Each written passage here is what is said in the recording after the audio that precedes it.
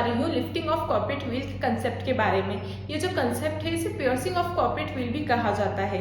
ये CA foundation, CS और साथ ही बीकॉम में अप्लाई होता है।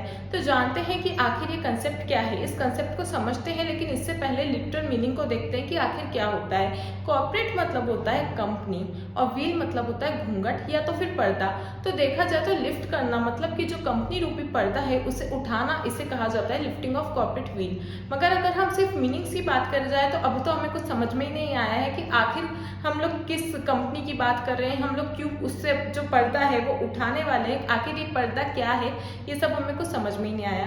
तो चलिए समझते हैं हम इसकी एक्सप्लेनेशन कि आखिर ये कंसेप्ट क्या बात कर रहा है। तो सबसे पहले हम ये सभी जानते हैं कि एक फीचर है, one of the feature of company, कि company is a separate legal entity. मतलब क्या होता है ना कि कंपनी एक आर्टिफिशियल पर्सन होता है जिसे कि एक सेपरेट लीगल एंटिटी के रूप में देखा जाता है। मतलब कि जो उसका एक्सिस्टेंस सिर्फ उसके मेंबर्स के जो एक्सिस्टेंस है उनसे पूरी तरीके से अलग होता है। जस्ट लाइक अगर आज मैं कोई कंपनी फॉर्म करती हूँ, मैं उस कंपनी की मेंबर हूँ, तो अगर उस कंपनी में कोई भी डिफॉल्ट होता है तो उसकी जो रिकवरी है वो मेरे पर्सनल एसेट से नहीं करी जाएगी।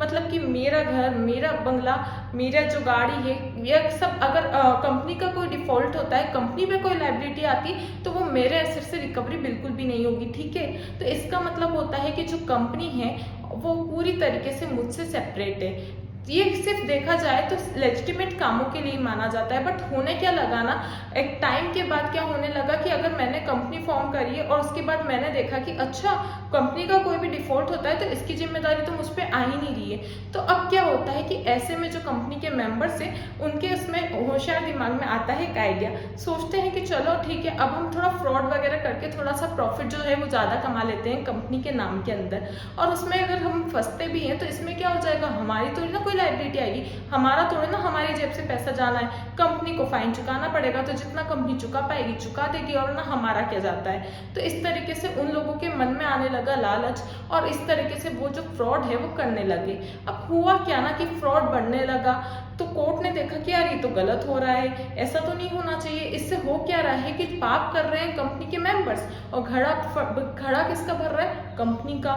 ठीक है, क्योंकि कंपनी बेचारी, कंपनी तो क्या है, कंपनी मतलब एक कोई चलता फिरता पर्सन थोड़ी ना है, कंपनी तो बस एक कुछ ग्रुप ऑफ द पर्सन्स ने फॉर्म करी है। तो अगर कंपनी फ्रॉड खुद से थोड़ी ना कर सकती है, जो वो पर्सन है, जो मतलब वो कंपनी की आड़ में जो पीछे जो पर्सन है, तो वो क्या है, उस कंपनी की दीवार का फायदा लेके और वो पीछे से जो है वो फ्रॉड कर रहे हैं। तो अब कोर्ट ने बनाया एक concept lifting of corporate wheel. इसमें क्या होता है ना कि वो जो सेपरेट लीगल एंटिटी का जो कंसेप्ट होता है, कोर्ट उसे पूरी तरह से इग्नोर कर देता है। वो बोलता है कि सुनो, कंपनी जो है वो बेचारी तो फ्रॉड कर नहीं सकती, सिंपल सी बात है, तुम लोगों ने फ्रॉड किया है, तो अब जो वो लायबिलिटी है ना वो तुम चुकाओ। ठीक है, तो ये होता है कॉर्पोरेट व्हील का कंसेप्ट। तो अब हम देखते हैं कि इस कंसेप्ट का एक एग्जाम्पल।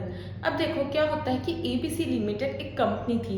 ठीक है, उसके पीछे जो उस कंपनी की आड़ में जो उसके मेंबर्स थे उन लोगों ने किया फ्रॉड। अब क्या हुआ, उनका ये फ्रॉड जो है वो पकड़ा गया, केस गया कोर्ट तक, कोर्ट की चल रही थी पेशी मुकदमा, और जो मेंबर्स थे वो खुश हो रहे थे, वो बोलते कि अच्छा ठीक है, क्या होगा, पकड़े गए हम तो फाइन लगेगा, पनिशमेंट मिलेगी, ठीक है ना, कंपनी के पैसे में जितना पैसा है कंपनी के फंड में उससे हम फाइन चुका देंगे, और जितना ना चुका पाए तो ठीक है, उससे क्या फर्क पड़ता है, हमारे जो पर्सनल एसेट है उसका तो कुछ नहीं होगा, हमारा जो गाड़ी, हमारा जो बंगला, वो सब तो हमारा सेफ है, हमारी जेब से थोड़े ना पैसे जाएंगे। तो उनका ये उनके माइंड में ऐसे प्लानिंग चली। ठीक है, बट हुआ क्या, जब वो कोर्ट में गए ना, जब वो उनका पेशी में उनको जब जाना पड़ा, तो कोर्ट बोलती है कि देखो तुम्हारे को ये पनिशमेंट तुम पे एप्लीकेबल होगी। तो वो रह गए हक्के बक्के। वो बोलते हैं कोर्ट, हम तुम्हें एक कंसेप्ट याद दिलाते हैं, कंपनीज लॉ 2013 में कंसेप्ट है सेपरेट लीगल एंटिटी का। मतलब कि जो हमारा एबीसी लिमिटेड में, हम तो सिर्फ उसके लिए काम कर रहे थे, हम अगर उसमें कोई फ्रॉड होता है तो तुम हमसे वसूल नहीं सकते। तो कोर्ट बोलती है कि देखो, हम भी तुम्हें फिर एक कंसेप्ट याद दिलाते हैं कि उसी का एक एक्सेप्शन है लिफ्टिंग ऑफ कॉर्पोरेट व्हील। मतलब कि देखो, कंपनी तो फ्रॉड कर नहीं सकती, फ्रॉड तो तुम ही ने किया होगा। अब तुमने क्या किया ना, तुमने कंपनी का जो एक आर्टिफिशियल पर्दा बनाया। ठीक है, अब हम उस पर्दे के पीछे झांकेंगे, हम उस पर्दे को जो है वो लिफ्ट करेंगे, हम उस पर्दे को जो है वो उठा के देखेंगे कि आखिर कौन कौन लोग हैं जो इस फ्रॉड में इन्वॉल्व थे। क्योंकि कंपनी का जो तुमने आर्टिफिशियल जो पर्दा बनाया है, कंपनी तो नहीं कर सकती ना फ्रॉड, कंपनी तो कर नहीं सकती, अब उस पर्दे के पीछे कोई तो होगा जिसने फ्रॉड किया, तो हम उन लोगों को चुन चुन के पकड़ेंगे और उनसे वो पैसा वसूल करेंगे। कंपनी बेचारी क्यों भरपाई करेगी। तो इस तरीके से क्या हुआ ना कि पर्सनल एसेट्स जो रिकवरी एबीसी लिमिटेड के जो भी थे ना मेंबर्स, उनसे उनकी जो रिकवरी है वो ली गई। ठीक है, तो ये हुआ एक एग्जाम्पल। अब ठीक है, हमने ये कंसेप्ट समझ लिया, हमने पहले उसका टर्म्स की लिटरल मीनिंग समझे, फिर कंसेप्ट का मीनिंग समझा, फिर उसके बाद एग्जाम्पल भी देख लिया। उम्मीद है कि समझ में आ गया होगा कि आखिर ये कंसेप्ट क्या है। अब देखते हैं कि इस कंसेप्ट को आखिर याद कैसे करना है, क्योंकि क्या होता है ना, एग्जाम के टाइम क्या होता है कि हमें याद तो मतलब हमें समझ में तो सब कुछ आता है, मगर एग्जाम में हमें याद ही नहीं आता है। अब दिखेगा कि लिफ्टिंग ऑफ कॉर्पोरेट विल, तो हो सकता है उस वक्त हमारा एकदम से ब्लैंक हो जाए दिमाग। तो एक गाना बताती हूँ मैं, ठीक है, एक गाने की 2 लाइनें गाऊंगी मैं। वो अकबर एंथनी का काफ़ी अच्छा गाना है।